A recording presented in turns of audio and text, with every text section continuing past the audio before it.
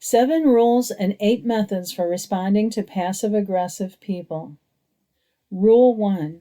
Identify type of PA behavior.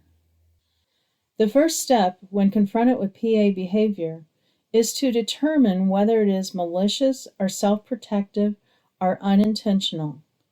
By knowing the type of PA behavior, you will be able to develop a better response to help you achieve your goal. Unintentional. Unintentional PA behavior is the easiest to handle because you can just ignore the behavior if it is not that important. Or if it is bothersome, you can let the other person know how you feel.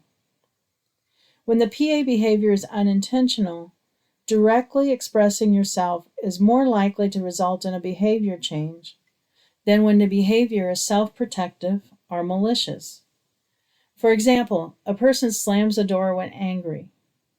If this behavior is unintentional and you express how you feel, the person might change their behavior.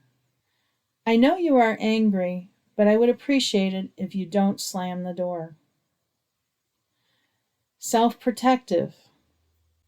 Self-protective PA behavior may or may not be changeable based on the person's need for the protection and their level of denial. People have a variety of needs for protection, such as protecting their self-concept, or protecting their job, or protecting their personal interests. For instance, a person who wants to believe they are acting in your best interest, when instead they are being hurtful, may be protecting their self-image of being a caring person. Directly confronting them is likely to cause them to blame you and not obtain the result you want. PA person. I think you need to be more careful about what you eat. You. Please don't criticize me. PA person. I'm not criticizing, I'm just concerned about your health. However, by recognizing the purpose of their behavior, you may be able to address it more effectively. I know you care about me, but when you tell me what I should and shouldn't eat, I feel as if you are criticizing me rather than helping. Malicious. A malicious person doesn't care about you and only desires to hurt you in such a way so as to avoid any responsibility for their behavior. In other words, they want to look blameless while driving the knife into your gut. With such people, any response can potentially escalate the situation in their favor.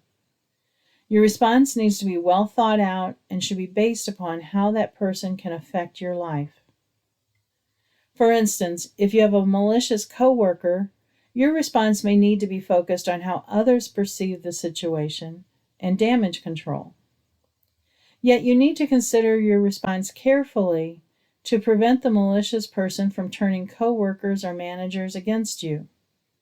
If your response escalates the situation, you may look like the bad guy and be the recipient of negative consequences rather than the malicious aggressor, which unfortunately may be the goal of the malicious person. A malicious person is best avoided if possible.